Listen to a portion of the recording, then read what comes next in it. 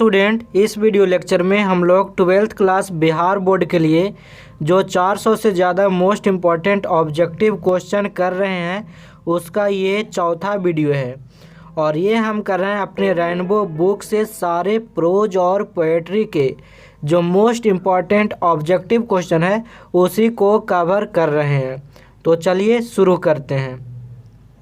तो आज का क्वेश्चन स्टार्ट हो रहा है 111 से, यानी 111 से। तो क्वेश्चन है आपका ये चैप्टर प्रोज से, अ चाइल्ड इज बॉर्न। तो देखिएगा और इसका आंसर आप करने की कोशिश करेंगे वीडियो को पॉज करके। उसके बाद आपको मेरा एक्सप्लेनेशन ज़रूर देखनी है, क्योंकि मैं आपको क्वेश्चन के साथ साथ कुछ इम्पॉर्टेंट फैक्ट्स भी बताऊंगा जो आपके जो ऑब्जेक्टिव पॉइंट ऑफ व्यू से काफ़ी इम्पॉर्टेंट होगा। तो पहला क्वेश्चन है a child is born is written by. तो आपको बताना कि जो प्रोज है अ चाइल्ड इज बॉर्न ये किनके द्वारा लिखा गया है। तो इनके राइटर हैं, इस प्रोज का राइटर है जर्मन ग्रीर। ऑप्शन ए आपका राइट आंसर है। दूसरा क्वेश्चन है जर्मन ग्रीर बिलोंग्स टू। अब आपको बताना है, ये इतना इम्पोर्टेंट इसलिए हो जाता है क्योंकि जो अ चाइल्ड इज बॉर्न का जो राइटर है ना जर्मन ग्रीर, ये काफ़ी इम्पॉर्टेंट है क्योंकि एक फेमिनिस्ट है और ये औरतों से रिलेटेड जो प्रॉब्लम है उन पे ये ऐसे लिखते हैं, उन पे इनकी आर्टिकल्स होती है।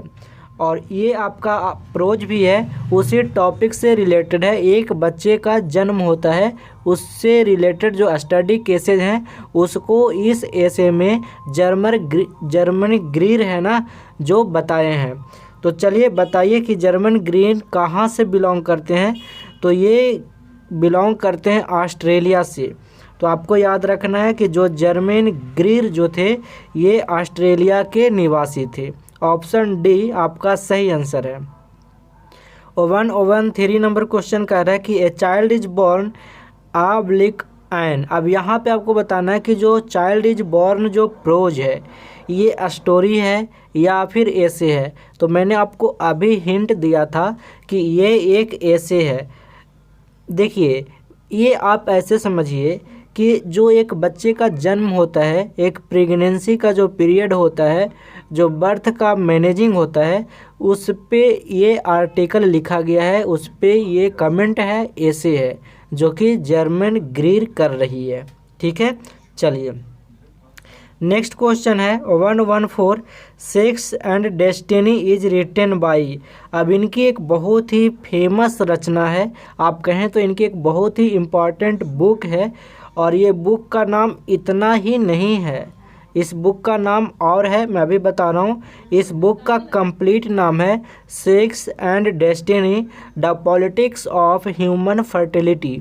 तो याद रखिएगा इस बुक को इन्हीं ने लिखा है, यानी ऑप्शन ए आपका सही आंसर होगा, जर्मन ग्रीर है ना। ऑप्शन ए आपका सही आंसर है और ये काफ़ी इम्पोर्टेंट बुक है, इसे आप नज़रअंदाज ना कर सकते हैं। नेक्स्ट क्वेश्चन है an Indian women visit her mother's house. अब देखिए इस क्वेश्चन को ना आंसर करने से पहले आपको 3 फैक्ट याद होनी चाहिए। पहली फैक्ट कि जो जर्मन ग्रीर हैं वो ये बताते हैं कि जो बांग्लादेश की जो औरतें हैं वो अपने प्रेगनेंसी के समय जब उनको बच्चे का जन्म देना होता है तो वो अपने माँ के घर चली जाती है। और साथ साथ में ये बताते हैं कि इंडिया में भी ऐसा ही होता है। और साथ साथ एक बात और करते हैं, एक विशेष प्रकार के जो जाति है या फिर कह लीजिए ट्राइब है, जो आगे आएगा सिहलेठी ऐसे करके कुछ है, तो उनकी औरतें मतलब वो जो माँ बनने वाली होती है तो वो भी अपने माँ के घर जाती है। तो यहाँ पे 3 तरह के क्वेश्चन बन सकते हैं और मैंने आपको यहाँ पे बता दिया है, तो याद रखिएगा। यहाँ पे तो क्वेश्चन है कि N Indian women visits her mother house during pregnancy. तो यहाँ पे आंसर होगा ऑप्शन ए, मतलब प्रेगनेंसी के समय इंडियन वुमेन अपने माँ के घर विजिट करती है। नेक्स्ट क्वेश्चन है according to a child is born रूप ठोका। अब ये काफ़ी इंपॉर्टेंट क्वेश्चन बन जाता है। क्वेश्चन ये है कि जो रूपठोका है ये एक प्रकार की परियों की कहानी है। जो बांग्लादेश में जो औरतें हैं, बड़ी माँ हो गई या फिर दादी लोग हो गए, तो वो अपने बच्चों को, या फिर दादा हो गए, वो अपने बच्चों की परियों की एक स्पेशल टाइप की कहानी सुनाते हैं। और उस कहानी को यहाँ पे बोला गया है, मतलब उसको एक कॉमन नाम दिया गया है, रूपठोका। तो रूपठोका का मतलब क्या है ये पूछ रहा है कि रूपठोका क्या है, तो आंसर हो जाएगा फेयरी टेल्स, परियों की कहानी। अब नेक्स्ट क्वेश्चन है, a pregnant women has to observe various taboos. अब यहाँ पे क्वेश्चन ये पूछ रहा है कि जो प्रेग्नेंट वोमेन होती है उनको ऑब्जर्व करना पड़ता है, मतलब उनको इस रास्ते से गुजरना पड़ता है, उनको इसमें शरीक होना पड़ता है। कौन सी चीज़? तो टैबूज और रिचुअल्स एंड कस्टम्स, रीति रिवाज रस्म। आपको पता है होगा अगर आपने प्रोज पढ़ा है, तो यहाँ पे जो राइटर हैं वो कहते हैं कि जो प्रेग्नेंट वुमेन है उनको बच्चे के जन्म देने से पहले बहुत सारे कस्टम होते हैं, और जन्म देने के बाद जो नेम सेरोमनी होता है, उसके बाद बच्चे के लिए प्रोटेक्शन सेरोमनी होता है, बच्चे के लिए नए क्लॉथ लाए जाते हैं। मतलब जो उनके लिए जो रिचुअल्स होते हैं ना, आप ऐसे समझ लीजिए, इसको हम हिंदी में कहेंगे रीति रिवाज रस्म, है ना। एक प्रकार का सेलिब्रेशन होता है, एक प्रकार का त्यौहार जैसा मनाया जाता है। तो यहाँ पे 117 नंबर क्वेश्चन का सही आंसर है ऑप्शन ए। नेक्स्ट है नेमिंग सेरोमनी। अभी मैंने आपको बताया था, तो जो नेमिंग सेरोमनी होती है मतलब बच्चों का जो नामकरण होता है, आपको पता होगा नाम संस्कार होता है। जब हम जन्म लेते हैं तो जन्म से मृत्यु तक हमारा बहुत संस्कार होता है, बहुत तरह के संस्कार किए जाते हैं, जैसे मुंडन संस्कार, नामकरण का संस्कार, है ना। इस तरह के बहुत सारे संस्कार हैं। तो जो नेमिंग सेरेमनी होती है उसके बारे में पूछा जा रहा है कि naming ceremony is held when the baby is, जब जो बबुआ होता है वो कितना दिन का हो जाता है तब उनको नेमिंग सेरेमनी मतलब उनका नाम रखा जाता है, उनको नाम रखने का प्रोग्राम और जो सेलिब्रेशन होता है वो मनाया जाता है। तो वो होगा option C 7 days old. Option C आपका सही आंसर होगा।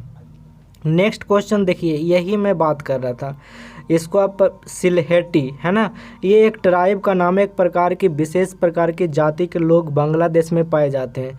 तो यहाँ पे कहता है कि Sylheti women goes to her mother's house during, तो फिर से यहाँ पे आंसर हो जाएगा प्रेगनेंसी, और मतलब वही होगा कि प्रेगनेंसी के समय जो सिलहेटी वोमेन होती है अपने माँ के घर जाती है बच्चे को जन्म देने के लिए। तो याद रखिएगा 119 नंबर का आंसर है ऑप्शन ए। 120 नंबर क्वेश्चन कहता है कि a women don't be a member of their family. ये क्वेश्चन भी काफ़ी इम्पोर्टेंट है। क्वेश्चन कह रहा है कि एक जो औरत होती है वो तब तक अपने परिवार का सदस्य नहीं होती जब तक वो बच्चे का जन्म नहीं दे देती। यहाँ पे इस क्वेश्चन का सीधा मतलब ये है कि एक औरत तब तक उस फैमिली का सदस्य नहीं बन पाती जब तक उनको बच्चा ना हो। तो यहाँ पे जो सही आंसर होगा ऑप्शन ए होगा, they have born a child. अब यहाँ पे बॉर्न अ गर्ल नहीं होगा क्योंकि बच्चा तो बॉय भी हो सकता है, तो यहाँ पे सन भी नहीं होगा, तो आंसर होगा चाइल्ड, है ना। चाइल्ड में दोनों आ गया, ऑप्शन ए आपका सही आंसर है।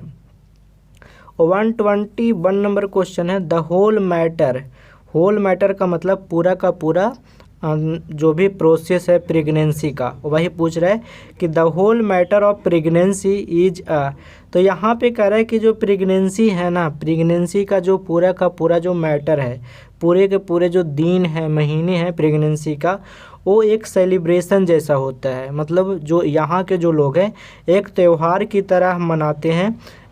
समझ में आया? तो यहाँ पे आंसर होगा the whole matter of pregnancy is a celebration. ठीक है, मतलब अच्छा माना जाता है, शुभ माना जाता है। आगे चलिएगा 122 नंबर क्वेश्चन कहता है a new dress is brought for baby and a sari for mother. तो यहाँ पे इस क्वेश्चन का आंसर होगा ऑप्शन ए। जब बच्चे का जन्म होता है तो नेमिंग सेरेमनी के समय ये बातें ऑथर करती है कि जब बच्चे का जन्म होता है तो नामकरण हो रहा होता है, तो उस समय बच्चे के लिए और माँ के लिए ड्रेस लाया जाता है। तो यहाँ पे आंसर होगा ऑप्शन ए। नेक्स्ट क्वेश्चन है 123, during pregnancy the best place for the women is. अब देखिए ये क्वेश्चन भी ना काफ़ी इंपॉर्टेंट है, क्योंकि उसी से लिंक्ड है। क्वेश्चन पूछ रहा है कि प्रेगनेंसी के दौरान जो सबसे बढ़िया जगह होता है वुमेन को बर्थ यानी बच्चे को जन्म देने के लिए, जो चाइल्ड बर्थ मैनेजिंग है उसके लिए, तो यहाँ पे आंसर हो जाएगा ऑप्शन ए, मदर्स हाउस। अब यहाँ पे ऑप्शन डी में हॉस्पिटल भी है। तो आज के बच्चे आप लोग हैं ना, तो आप ये मत कर देना कि ऑप्शन डी बेस्ट प्लेस नहीं होगा।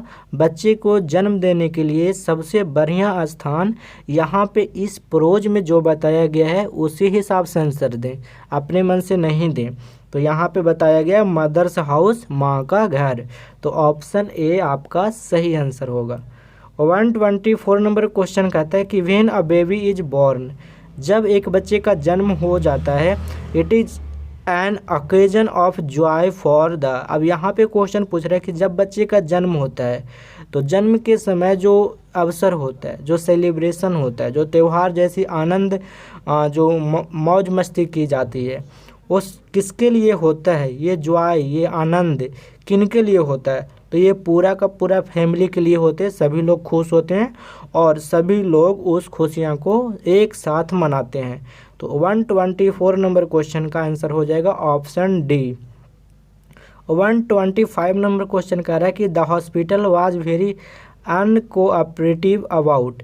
अब यहाँ पे क्वेश्चन पूछ रहा है, ये जो ऑथर है ना, ये औरतों पे रिसर्च कर रही है, ठीक है, मैंने आपको पहले ही बताया है। तो ये बहुत सारे हॉस्पिटल में जाती है, बहुत शहरों में, और वहाँ पे जो देखती है, जो सुनती है, उसको ये आर्टिकल में लिखी है। तो यहाँ पे इनको समझ में आया, तो ये कहती हैं कि जो हॉस्पिटल है जो अनकोऑपरेटिव है, अनकोऑपरेटिव का मतलब अनकम्फर्टेबल, मतलब उतने कंफर्टेबल नहीं है about breast feeding. Option A होगा, पहला नंबर ऑप्शन सही होगा, यानी 125 का आंसर हो जाएगा ऑप्शन ए। चलिए नेक्स्ट क्वेश्चन है, गार्लैंड, आपको पता है माला को बोलते हैं, है ना। गार्लैंड ऑफ टर्मरिक, टर्मरिक हल्दी होती है और गार्लिक लहसुन होता है। तो यहाँ पे क्वेश्चन पूछ रहा है कि garland of turmeric and garlic were given to. अब यहाँ पे आपको पता होगा, आपने जब प्रोज पढ़ा है, तो ऑथर कहती है कि जब एक बच्चे का जन्म होता है, तो अपने बिहार में भी ऐसा होता है, तो नज़र लगने के लिए, नज़र से बचने के लिए ये टर्मरिक और गार्लिक मतलब हल्दी और लहसुन के कुछ माला जैसा बना दिया जाता है और बच्चे को पहना दिया जाता है। तो यहाँ पे भी आंसर होगा option A, garland of turmeric and garlic were given to a baby, यानी 126 का सही आंसर है ऑप्शन ए। नेक्स्ट क्वेश्चन है द बर्थ सेलिब्रेशन। ये बर्थ सेलिब्रेशन समझ में आ रहा है, मतलब जब बच्चे का जन्म हुआ तो सेलिब्रेशन तो होगा। सेलिब्रेशन मतलब आप अपनी भाषा में समझ लीजिए पार्टी, है ना, खाना पिलाना। तो कह रहा है कि the birth celebration is held for, और नाच गाना भी, for boys and girls both. तो यहाँ पे ना इस क्वेश्चन में दिखाया ये जा रहा है, मतलब इस क्वेश्चन में ये पूछा जा रहा है कि जब एक बच्चे का जन्म होता है और उस जन्म के बाद सेलिब्रेशन होता है, तो जो सेलिब्रेशन होता है उसमें लड़कियां भी भाग लेती है और लड़के भी भाग लेते हैं, मतलब बॉयज़ और गर्ल दोनों के लिए सेलिब्रेशन होता है। ये नहीं कि सिर्फ लड़कियां मस्ती करें, नहीं। तो यहाँ पे आंसर है option A, boys and girls both, ठीक है। 128 नंबर है, German Greer is a famous. तो ये तो काफ़ी फेमस है ही, और क्यों फेमस है आपको मैं साथ साथ बता रहा हूँ और आगे भी पता चलेगा। बहुत ही फेमस ये फेमिनिस्ट है। तो क्वेश्चन यहाँ पे कह रहा है कि जो जर्मन ग्रीर है ना, ये एक फेमस फेमिनिस्ट है, ऑप्शन बी होगा। अब ये फेमिनिस्ट ऐसे पर्सन को बोला जाता है जो औरतों को सपोर्ट करती है, औरतों के बारे में सोचती है, औरतों के समस्याओं का समाधान निकालती है, मतलब औरतों के हित में सोचती है, ठीक है। तो यहाँ पे 128 नंबर का सही आंसर होगा ऑप्शन बी। चलिए अब अगला क्वेश्चन है, a child is born has been taken from. अब यहाँ पे मैंने आपको पहले बताया था कि इनकी एक बहुत ही फेमस, बहुत ही इम्पॉर्टेंट रचना है। उस रचना का नाम था sex and destiny, the politics of human fertility. तो उसी बुक से एक आर्टिकल लिया गया है, मतलब समझ रहे हैं, मतलब उस बुक में तो बहुत सारे बातें की गई है, बहुत सारे केस स्टडी को इसने लिखा है, बट उस बुक से एक आर्टिकल को आपके लिए पढ़ने के लिए दिया गया है। तो क्वेश्चन पूछ रहा है कि अ चाइल्ड इज बॉर्न जो आपको मिला है पढ़ने के लिए, ये कौन से बुक से लिया गया है? तो याद रखिएगा option A sex and destiny, और इस बुक का नाम है sex and destiny, the politics of human fertility. तो याद रखिएगा ऑप्शन ए आपका सही आंसर होगा। 130 नंबर क्वेश्चन है इन्फेंट। इन्फेंट किनको बोलते हैं? शिशु को बोलते हैं, बच्चे को जो जन्म अभी लिया है। तो infant and mother mortality, mortality मतलब उनके मृत्यु दर। तो कहता है कि infant and mother mortality rate is greater. अब यहाँ पे इस क्वेश्चन में कह रहा है कि जो बच्चा है और बच्चे की माँ है जो उस बच्चे को जन्म दी, तो दोनों का जो मृत्यु दर है ना वो ज़्यादा होता है। अब आपको बताना है कौन से जन्म में, मतलब जन्म के कौन तरीके में। तो यहाँ पे इस बुक के माध्यम से बता रहा है कि ट्रेडिशनल बर्थ में, मतलब ट्रेडिशनल बर्थ समझ रहे हैं, मतलब जो नॉर्मल बच्चे का जन्म होता है घर पे होता है, हॉस्पिटल जाने की ज़रूरत नहीं होती है। तो जो घर पे बच्चे का जन्म होता है नॉर्मल डिलीवरी से, जैसे में हम सबका है ना, अब तो सबका हॉस्पिटल में ही होता है। तो जो ट्रेडिशनल बर्थ है उसमें इस जो मृत्यु दर है वो ग्रेटर होता है, ऐसा बोलती है, मतलब ज़्यादा होता है। लेकिन आज के जो हॉस्पिटल वाले हैं उसमें मोर्टेलिटी रेट कम होता है, ऐसा कौन बोलती है? ऑथर बोलती है। तो यहाँ पे आंसर आपका होगा ट्रेडिशनल, मतलब पारंपरिक, मतलब पहले के ज़माने के हिसाब से जो बच्चे का जन्म होता है। तो 130 का ऑप्शन ए आपका सही आंसर होगा। एक बात बता दूं, 12th क्लास बिहार बोर्ड के लिए मैंने पूरे सिलेबस को कवर करते हुए सेलेक्टेड और इम्पोर्टेंट क्वेश्चन का गेस पेपर बनाया है। तो अगर आप इस गेस पेपर को डाउनलोड करना चाहते हैं तो वीडियो के डिस्क्रिप्शन बॉक्स में या फिर नीचे कमेंट बॉक्स में लिंक है, यहाँ से क्लिक करके आप ज़रूर डाउनलोड करें, आपको बहुत फ़ायदा देगा ये चीज़। ठीक है, चलिए नेक्स्ट क्वेश्चन है 131 नंबर क्वेश्चन। अगला चैप्टर है आपका how free is the press. इस चैप्टर से मैं करवा रहा हूँ। तो क्वेश्चन है how free is the press is a ऑब्लिकेंट। अब यहाँ पे क्वेश्चन पूछ रहा है कि जो how free is the press है ना ये क्या है? तो ये भी भाई साहब आपका ऐसे ही है। तो यहाँ पे आंसर होगा ऑप्शन सी, मतलब how free is the press जो है ना ये एक ऐसे है जिसको लिखा है डोरथी एल सेयर्स। ठीक है, तो दूसरा नंबर क्वेश्चन है how free is the press is written by. अब जो ये है ना इसके बारे में थोड़ा सा बता दूं। How free is the press है ये न्यूज़पेपर एडिटोरियल जो आर्टिकल छपते हैं, जो प्रिंट मीडिया है, जो मीडिया वाले हैं उन पे ये कमेंट है, उनके बारे में ऐसे लिखा गया है। ठीक है, मतलब उस टॉपिक के बारे में। तो यहाँ पे क्वेश्चन पूछ रहा है कि how free is the press है ये किनके द्वारा लिखा गया? तो आंसर हो जाएगा option A Dorothy L shares. ठीक है ना, ये ऑप्शन पहला आपका सही आंसर है। अगला क्वेश्चन है अननेचुरल डेथ। देखिए ये जो है ना इनकी बहुत ही फेमस बुक है अननेचुरल डेथ। तो ये क्वेश्चन पूछ सकता है कि अननेचुरल डेथ किसने लिखा या फिर इस किताब को कौन लिखा है? तो आपको बताना है यही पर्सन है डोरथी एल सेयर्स। ठीक है, आपका आंसर हो जाएगा ऑप्शन ए। चलिए नेक्स्ट क्वेश्चन है इन डेमोक्रेसी। आपको पता है ना डेमोक्रेसी लोकतंत्र है ना, प्रजातंत्र। डेमो का मतलब पीपल है और क्रेसी का मतलब है रूलर्स, मतलब रूलिंग है ना, शासन। तो जहाँ पे लोगों का शासन होता है उसको बोलते हैं डेमोक्रेसी। तो कहता है in democracy the freedom of press, मतलब आपको बताना है कि डेमोक्रेसी में जो प्रेस का जो फ्रीडम है, जो प्रेस की स्वतंत्रता है वो ज़रूरी है ना। मैं अपने मन से नहीं बता रहा हूँ, मतलब इस ऐसे में ऐसा बताया गया है और ये सही बात भी है। तो यहाँ पे आंसर जो होगा ऑप्शन ए होगा necessary, the freedom of press is necessary. Option A आपका सही आंसर है। नेक्स्ट क्वेश्चन है free and fair press. Free समझ रहे हैं मतलब स्वतंत्र, और फेयर समझ रहे हैं निष्पक्ष, मतलब वो जो पक्ष में जो सत्ता में है उनके लिए भी आर्टिकल छाप रही है, जो विपक्ष में है मतलब सच को बता रही है, कुछ छिपा नहीं रही है, आज के जैसी मीडिया नहीं हो गई है।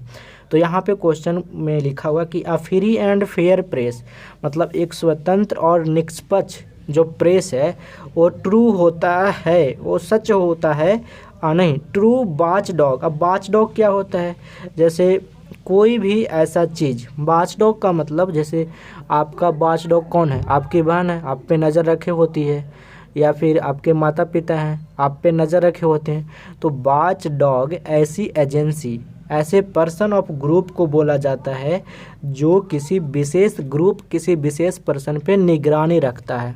ठीक है, तो याद रखिएगा। तो यहाँ पे कहता है कि जो फ्री और फेयर प्रेस है ये वॉच डॉग है किस चीज़ का, तो आंसर हो जाएगा ऑप्शन बी डेमोक्रेसी का। मतलब डेमोक्रेसी में, लोकतंत्र में जो प्रेस है वही तो हमको बचाता है, वही तो सच को सामने लाता है। तो यहाँ पे आंसर होगा ऑप्शन बी। 136 नंबर क्वेश्चन है सेंसरशिप। अब ये सेंसरशिप क्या होता है, किस न्यूज़ को छापने के लिए परमिशन ली जाती है। आपको पता होगा, आप जो मूवी देखते हैं पहले उसको सेंसरशिप किया जाता है, सेंसर किया जाता है कि इसमें जो चीज़ें हैं वो किसी विशेष समूह को नफरत नहीं फैलाएगी, किसी विशेष समूह को टारगेट नहीं करती है, इसमें कुछ गलत सीन नहीं दिखाए गए हैं। तो वही उसी से रिलेटेड है। तो पूछ रहा है कि जो सेंसरशिप है ये इम्पोज्ड किया जाता है कब, तो ये इमरजेंसी के समय, ऑप्शन डी हो जाएगा इमरजेंसी, आपातकाल में। ठीक है। 137 नंबर क्वेश्चन है सेंसनल हेडलाइन। सेंसनल हेडलाइन समझते हैं, मतलब आप हेडलाइन देखिए, आपने न्यूज़ देखा और उसमें आपने हेडलाइन ऐसा देखा कि आपको वो न्यूज़ पढ़ने का मन नहीं था, जिसको बोलते हैं ना नमक मसाले वाले न्यूज़।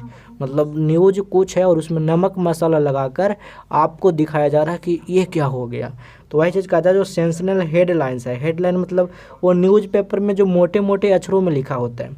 तो कह रहा है कि sensational headline is the charged by, तो यहाँ पे आंसर हो जाएगा ऑप्शन सी द ऑथर। ठीक है जी, चलिए। तो 138 नंबर क्वेश्चन है द स्टेट। स्टेट का मतलब यहाँ पे कंट्री है। ठीक है, तो कहता है कि the state is not the master. अब यहाँ पे याद रखिएगा, ये क्वेश्चन को दो तरीके से पूछा जा सकता है।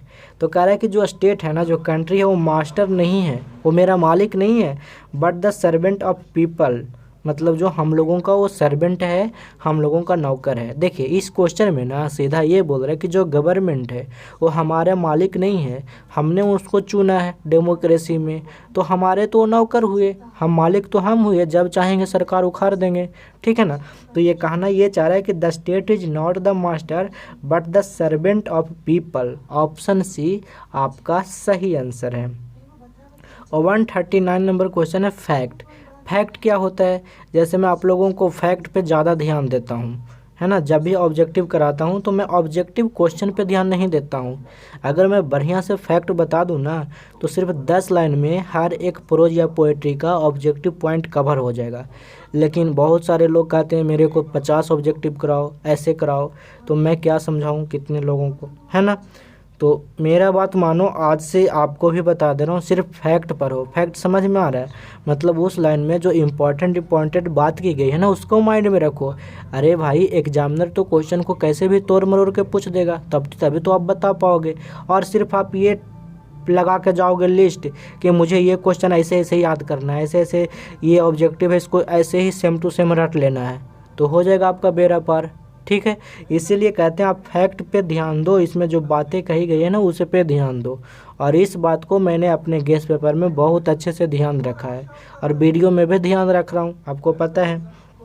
तो यहाँ पे कह रहा है कि जो फैक्ट है डेटी का, fact is a deity invoked by the, तो यहाँ पे जो आंसर हो जाएगा, अब यहाँ पे आंसर बताइएगा, तो यहाँ पे आंसर है ऑप्शन ए पीपल होगा। ठीक है, इन्वोक्ड बाय द पीपल। चलिए नेक्स्ट क्वेश्चन है 140 नंबर डोरोथी एल सेयर्स, ये राइटर का नाम है, इज़ द फर्स्ट वुमेन। देखिए इस क्वेश्चन को ना दो तरीके से पूछा जा सकता है और ये इम्पॉर्टेंट भी है। क्यों इम्पॉर्टेंट है, क्योंकि ये पहली ऐसी औरत है अगर पहली है तो कोई भी पहला औरत जब होती है, पहली औरत होगी किसी काम को करने वाली, तो काफ़ी इम्पोर्टेंट मिलेगा उनको ना। तो कह रहा है कि डोरोथी एल सैयर है, ये फर्स्ट वुमेन है हु वाज एजुकेटेड एट, कहाँ से एजुकेट की थी, कौन से यूनिवर्सिटी से। तो यहाँ पे आंसर होगा ऑक्सफोर्ड यूनिवर्सिटी। यहाँ पे चारों ऑप्शन में सबसे अच्छे यूनिवर्सिटी का नाम बताया गया है, जो कि प्राचीन काल में था और आज भी है। तो यहाँ पे इस क्वेश्चन का सही आंसर होगा Dorothy L Sayers is the first women who was educated at Oxford University. बहुत ही फेमस यूनिवर्सिटी है। तो ऑप्शन बी आपका सही आंसर होगा। एक बात और याद रखिएगा, ये तो एजुकेटेड है ना, ग्रेजुएटेड आप याद रखिएगा। मतलब पहली ऐसी औरत थी जिन्होंने ग्रेजुएशन किया था ऑक्सफोर्ड यूनिवर्सिटी से। तो ग्रेजुएशन याद रखना है, मतलब फैक्ट याद रखना है।